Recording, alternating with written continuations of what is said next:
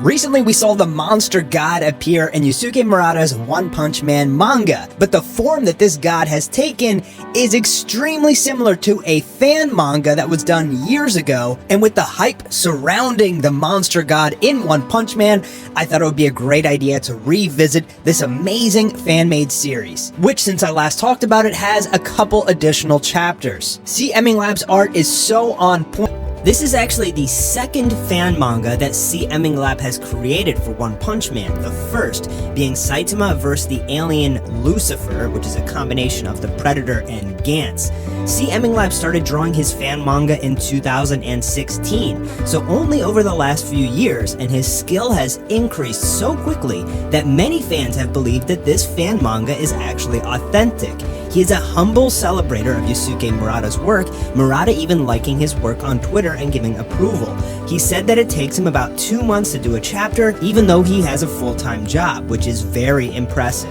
So right now in this manga, it is taking place after the Garou arc. So spoiler alert, if you don't know what happens in the Monster Association arc once Garou transforms, pretty much after Saitama defeats him, he turns back into a human and he essentially becomes, I guess, a good guy, at least in this fan manga. So this is later down the road after the Garou arc, and here we're talking about the Supreme God. According to the Top Secret Hero Association research document, Supreme God is a self-aware, extra-dimensional entity, a body consisting of countless star systems and cosmic dust. It has been hypothesized that the Supreme God originated from another universe. Disaster level is supposed to be above God, beyond all beings in existence. So one of the most recent chapters of the One Punch Man manga, we're introduced to Homeless Emperor, which is one of the monster executives, and in his backstory, a being, a god, gave him his powers, and he is insanely powerful. So this fan manga is centered around that god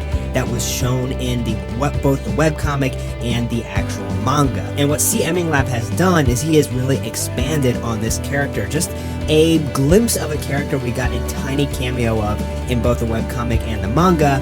Now he's made this full story involving this god versus the One Punch Man universe heroes. In the very beginning of this comic, he basically is talking about his first fan manga that he created, which was One Punch Man vs. Lucifer, which was that alien that's like kind of a combination of Predator and Gantz. And he's also talking about how this is after the Monster Association arc, after the Garou arc. Now, before we get into being introduced to the god beings, we actually get to see what happens with Garou and Bang after the Monster Association arc. And this is really cool because this is something that I think could actually happen in the manga. I think that, you know, through this series in season 2 of One Punch Man, we saw that Garou actually does have a small soft side as he befriended that kid, and I do think that he's actually going to become a good guy in the future of the manga, which is awesome because he is a fan favorite character. He's really beloved, he's an awesome character, he's really strong, and he's the successor to Bang. Okay, so here we're traveling to a distant planet where we see this warrior race of cheetah girls. So this woman she's like Wonder Woman, this cheetah girl. She's a fighter on her planet of other cheetah girls, and they are right now currently battling one of the gods. So they're charging in. He's wreaking havoc on the entire planet and their entire race. He is a titan. He is absolutely massive, about, I guess, the size of a mountain or more. We see him later. He actually does fly through a mountain and just like slices it in half. We'll get to that in a little bit. And basically this god has a variety of different powers, right? He can shoot these cosmic fireballs out that just do absolutely crazy damage, but he also has some sort of like telekinesis or something like that. He uses it on Cheetah Girl, and she's like, what's going on? I can't move. So basically her entire race gets annihilated, and she's actually able to escape using this special stone, which they'll talk about in a couple pages. But before we get to that, it goes back to Saitama playing a video game. He's happy because he found some new technique on the internet so that he could beat King in the video game, which is pretty funny. But we see that Garou comes back and he wants round 2. Garou is searching for something. Trying to become a monster wasn't cutting it for him, and now he says that I'm missing something in my life. Like, I have power. maybe if I fight Saitama, that will give me what I'm searching for. But as they go outside, as they're scuffling, Cheetah Girl lands on Earth. She is completely bruised and beat up and everything. Now, Saitama and crew are going to talk to her, and she's basically going to explain exactly what these gods are. They're basically like these fourth dimensional cosmic beings that they can like travel through black holes. They refer to them as God. The galaxy we reside in is one but of many dimensions in the multiverse, and basically these gods travel through black holes. They've transcended the laws of nature, allowing them to do this, but something to do with traveling through these black holes and all the cosmic radiation has kind of made them crazy. So when they travel around and they find a new planet with life forms, they pretty much just want to eradicate everything. They've gone psychotic because of all of this cosmic radiation. And so right now, pretty much Cheetah Girl is saying that, you know, you guys are next, that God is coming for you. And she also said that they have these like psychic powers, and they can invade the minds of the weak and lure them in with power and turn them into slaves. And you're actually going to see them try and do this on Garou later, because he doesn't know his purpose, and so he's actually particularly susceptible to the god's influence. Now the sky starts to change, and Cheetah Girl says it's here. So the god that was destroying her planet and all of her race has come to Earth, coming after her because she was the one that escaped.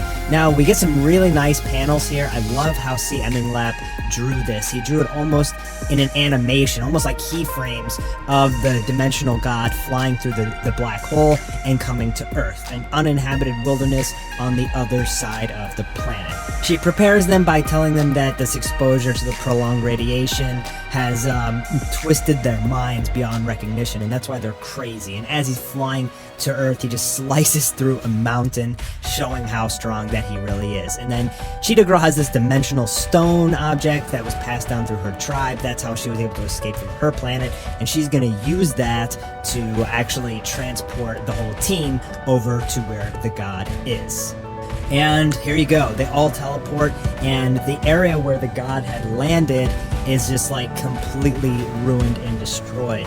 I mean, look at this art, guys. Isn't this just completely fantastic? Just watching this, sometimes you forget that this is just an amateur, or at least he considers himself one, fan artist. So the god is coming, and it looks like Garou is the first one who just jumps straight up using flowing water smashing rock fist, throwing out his, array of punches at this giant god just flowing toward him, but he's like, it's fast, and just zooms right past him. So Genos steps up, busts out his all brand new equipment, which he has just acquired after the Monster Association arc. They talked about that a little bit in the beginning, and he shoots out this massive nuke. So as Genos has this giant blast flying towards the god, his own blast opens up, and the god's blast cuts through it and starts flying right towards Genos. He's in danger, he's about to die. There is a massive explosion that goes off. You can even see it from space. The destruction is so large,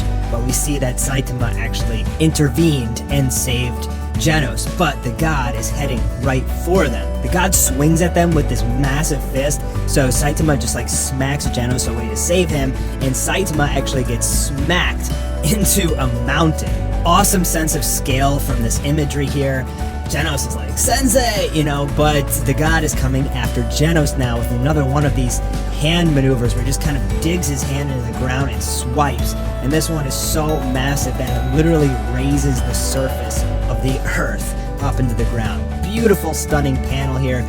Shows an unbelievable sense of scale and detail, and that swipe has just broken Genos up into hundreds of pieces. Garou acknowledging that the god just peeled off the entire surface of the earth, and now the god glances at Garou, and he's gonna try and invade his mind. This is what they talked about earlier. What Garou is seeing right now is very similar to what Homeless Emperor saw when he got his powers from God. He said, "You are stubborn in your pursuit of power. Humans are such greedy beings." So these guys actually know a lot about the universe. They're fourth dimensional beings, but they seem to be all-knowing. And he's telling Garou that I can grant you incredible power, but you must use that power to kill every human on the earth. So he's talking about now and showing some images of the different characters that he's given power to. That's Vaccine Man from the first episode of One Punch Man.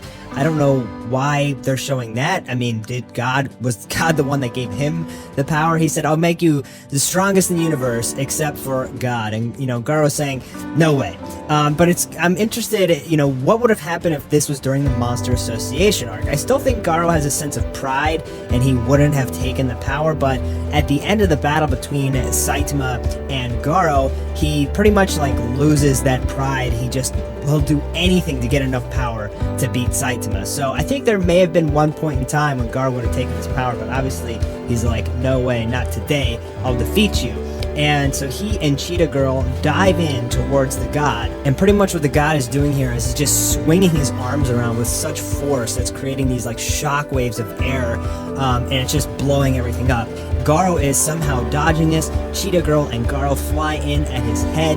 Awesome panel here showing again that great sense of scale, but God just smashes his hand down so hard. This punch is so strong it reminds me of one of Saitama's punches, and I feel like what I'm interpreting these panels as is that punch down was so strong it created a vacuum that sucked Garou and Cheetah Girl straight down into the planet, taking that damage.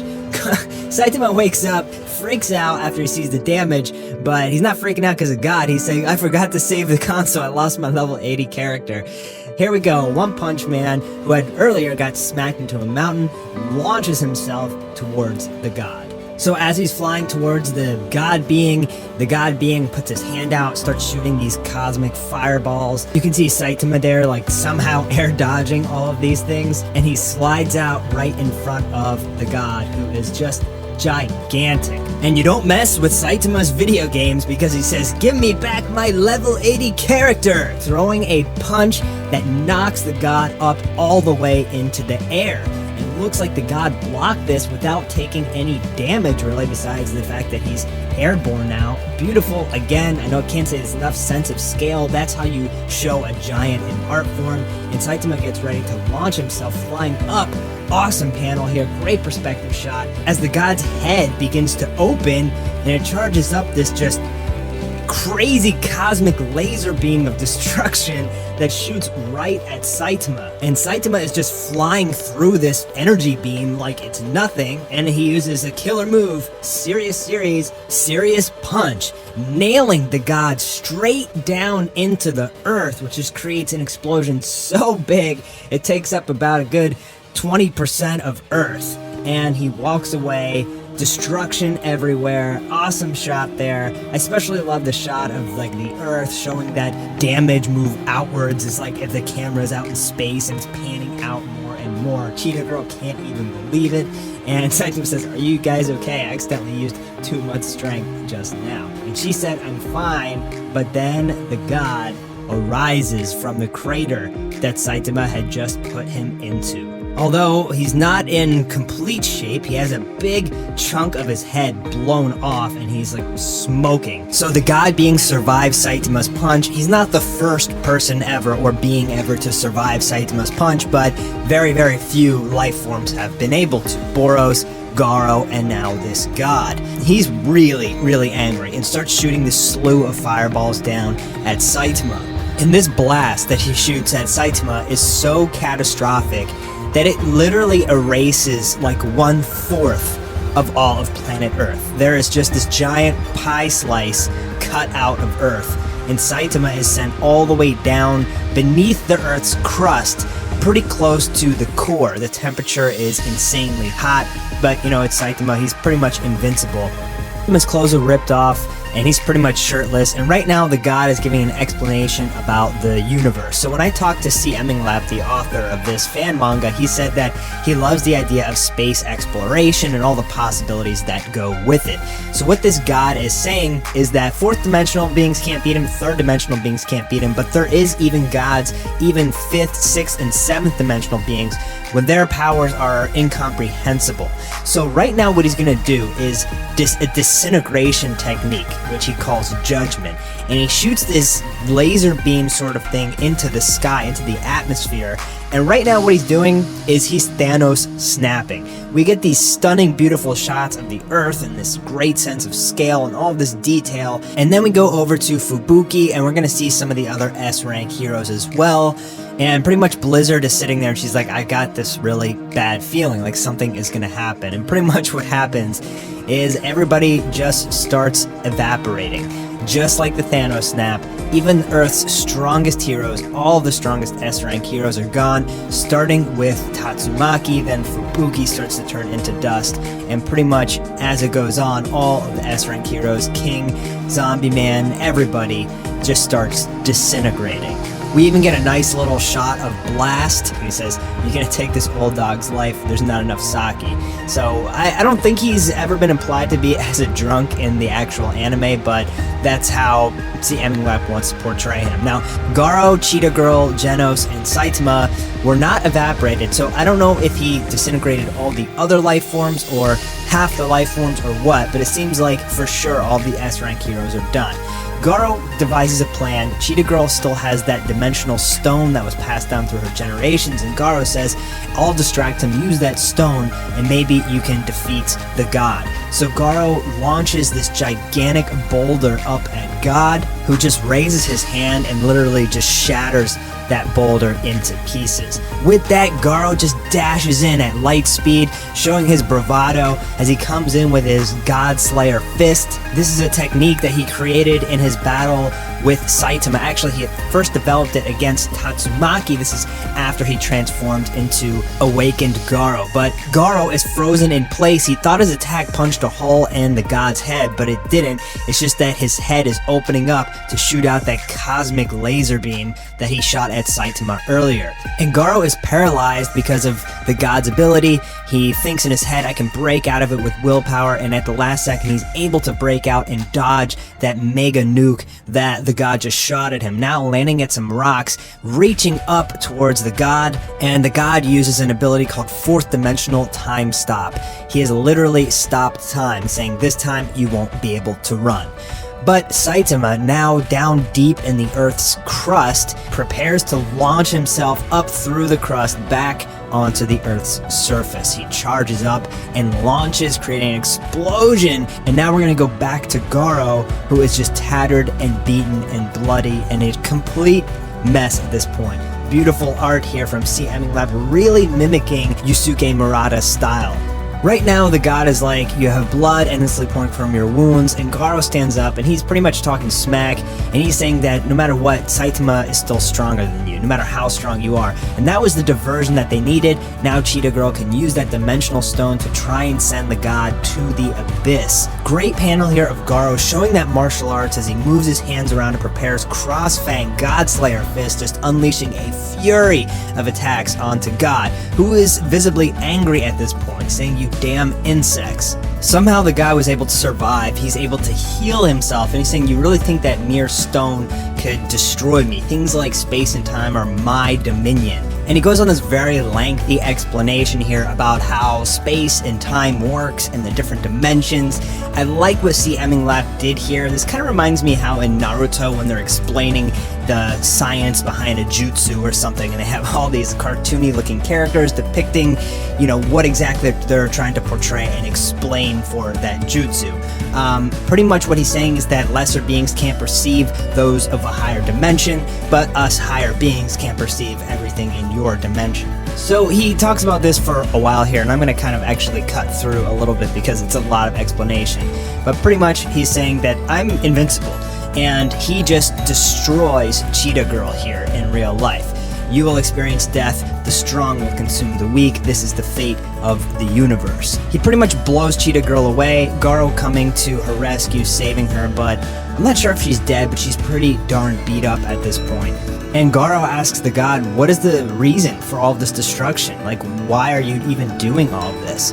And the god says, why does nature create habits for living things only to wreak havoc upon them through natural disasters? Why don't all living things eventually die? Because these are just processes necessary for evolution of the universe. Then we get a little scene here of Saitama like literally flying through the Earth's crust by punching repeatedly. He's like digging through the Earth's crust by repeated punches. And he's not there yet, but he will get there. The god saying, I haven't been this excited in a long time. I'll destroy you and this planet in one final strike. And Garou says, as long as I have breath, I won't lose. The god saying, excellent, throwing a mighty punch, so powerful. And Garou literally tries to just catch this massive attack from the god. I mean, Garou is just a human, and there's destruction everywhere. We get this shot here of the planet. It looks like Vegeta's final flash, if not more. It's just like this gigantic chunk of the planet just explodes, and Garou is completely bloody. He doesn't know what's happening. He's like, did I block it? And right now he's going to have this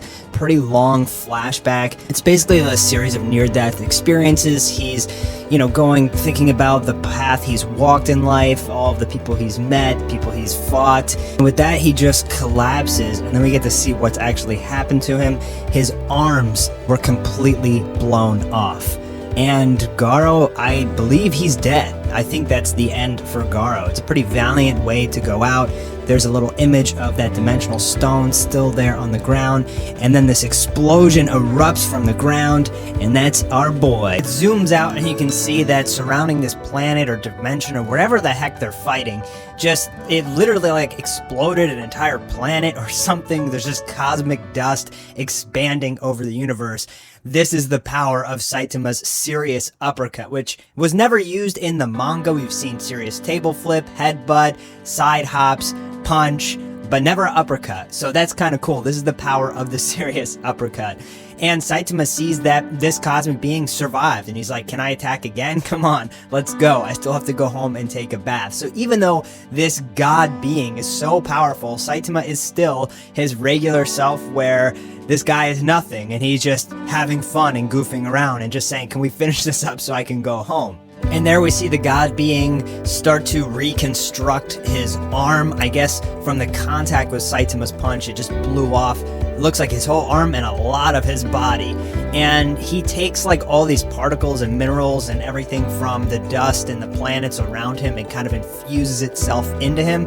We learned in the last chapter that he was able to do that to reconstruct just this basically super armor, this super skin that was supposed to withstand Saitama, but it definitely did not. But now this being is coming back with ferocity as he's pulling in everything around him. I don't even know what Saitama is standing on right now, because it literally just exploded the planet. And then take a look at this next panel. It looks like Saitama's literally floating. So is he literally just floating in space? How is he breathing right now? Is he holding his breath this entire time? I wonder if CMing Lab is going to explain that in the next chapter. So I mean, all of this did happen really fast. It's just a couple clashes and punches. There wasn't that much talking. I mean, we saw Saitama on the moon just holding his breath during his fight with Boros. So here it looks like the cosmic being is putting Saitama inside some like fourth dimensional reality. So this guy has powers over space and time, and he's able to like put Saitama in these kind of alternate dimensions, sort of these like cosmic dimensions or something.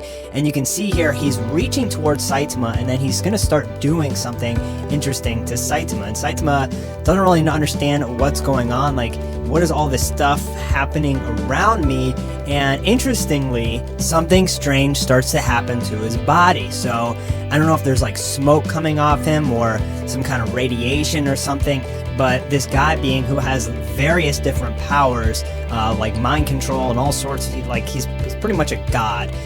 So what he's doing here is he's reverting Saitama back to her earlier form, and this is supposed to kill any normal mortal. But for Saitama, instead, what it's doing is reverting him back to a previous age, and he's getting his hair back, presumably getting weaker again. Even his clothes start to form around his body. So remember, this god being has control over space and time, so this is right up his alley for something that he could do under his spectrum of abilities. And this is the same track uniform and haircut from One Punch Man Road to Hero. If you ever saw that special where Saitama first gets his hero suit, this is his exact hairstyle and outfit from that special. So that was pretty cool, a throwback there. Saitama taking a look at his hand, seeing that he's kind of reverting back back a few years, probably, I guess, 3 years or so. And the being is saying in this fourth dimensional place, time will go backwards. So that's what he's doing to Saitama. And he's saying strange or normal biological death should be instant here, but this, I see. So I didn't really understand that panel. Like, what did he see? Like, what did he understand from that? Anyways, what we're going to have here is a flashback of Saitama playing Tetris with King.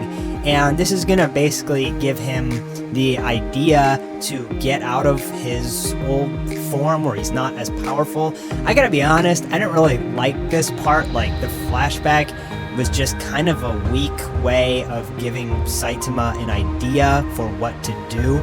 So he's sitting there with King playing Tetris, and he says, finally, I learned some tips, but the most important thing is to be fast enough.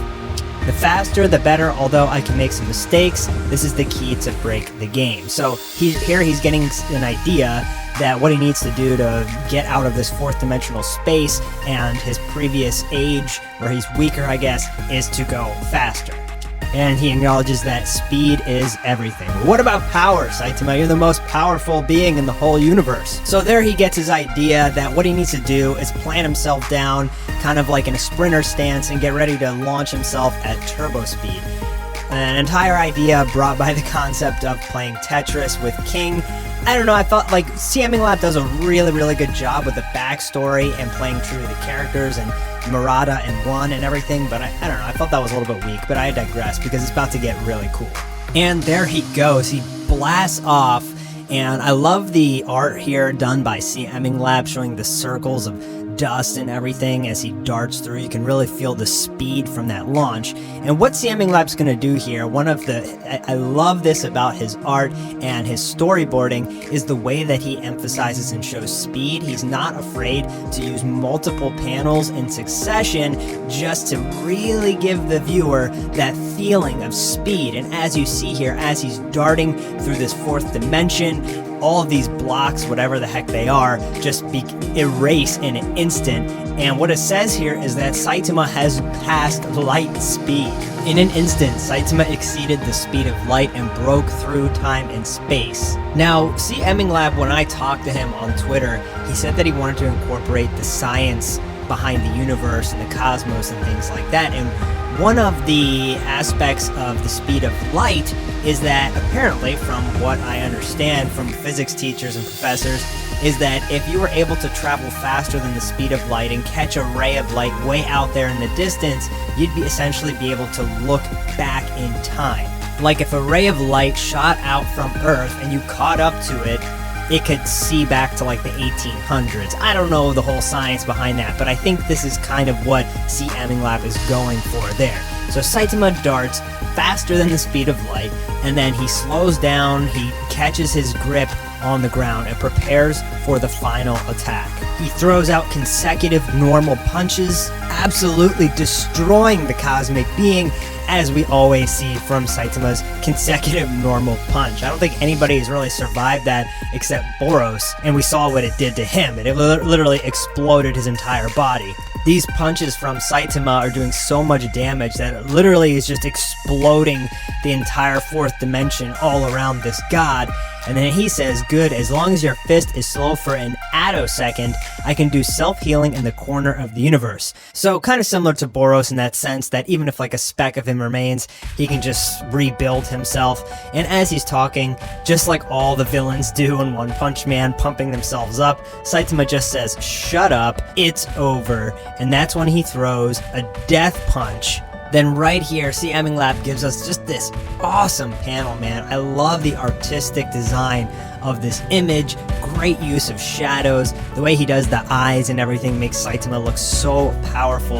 And it's kind of confusing, like I'm not 100% sure what this is. It looks like half of Saitama's arm is getting blown off, but I don't think that's what it's supposed to be. I think it's just that the punch is rocketing out so fast and so strong you can't even really see his arm. The destruction from that death punch just shatters the entire universe, it looks like, and in that cosmic dust that's left over, we see Saitama clenching his fist. And there is the last panel. So Saitama appears to have destroyed the fourth dimensional god, and Saitama's punch was so powerful that it creates this like universe-sized explosion. Saitama's saying in this direction, it shouldn't hit Earth. So he's still worried about Earth, and he's realizing here that he can't breathe in space. And he's like, I guess this is like normal anaerobic exercise. That's the same thing that Boros said. And now he's like, well, how am I going to get back to Earth? And as he's looking around, he sees some of the broken up rocks, and he starts thinking, and he's like, oh, wait, I have this weird rock in my pocket. This is the interdimensional stone that he got from Cheetah Girl in chapter 1. And as he's holding this stone, this like vortex starts to appear behind Saitama, and he sees something there, which they're actually going to show at the very last panel of what we have so far from C. Eminglab. So now we're going to get some backstory into basically like the creation of the universe, the Big Bang and all that. In the beginning of the universe, everything was dark.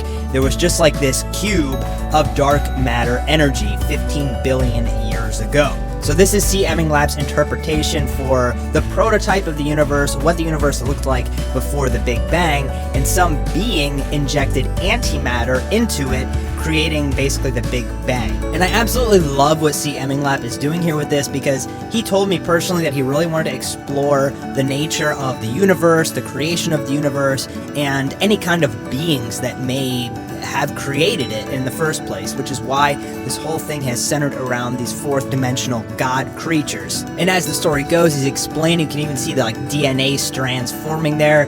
Over a very long period of time, it created life, and it started to create planets and people who would push themselves to go beyond even their own genetic form. So he shows something happening here. I guess this is creatures being created. I first thought that was Saitama starting to evaporate, but this looks more like the creation of the fourth dimensional god beings. We know that there is multiple of them, beings that can pass through dimensions. And now he's getting into basically the creation of life and monsters and the ecosystem of the universe. He shows some really cool panels here of all these monsters and everything. Because of the limitations of the flesh, creatures must rely on sensors to live, such as sight, touch, and motivation. And I just want to say how much I appreciate the artwork here out of C. Eminglab. I mean, some of these pages really look like Murata. You can even see back there, you have the version of Garou from the one webcomic. He has serialized this, which is really cool. And then he goes on to say some creatures are unwilling to be, I guess, just normal life forms, and they force themselves to maximize their potential abilities, showing Boros here. An awesome shot of him. The purpose is to get rid of the shackles of the body, to have more strength and freedom, and it shows Boros. So what about Saitama? Is that a cue to Saitama as well? But what about those other creatures that are not in the category of biological? They're showing the fourth dimensional god beings. They are like sons of the creator of the universe or something like that. What brought them into the universe? And to them, everything is as insignificant as dust. What brought...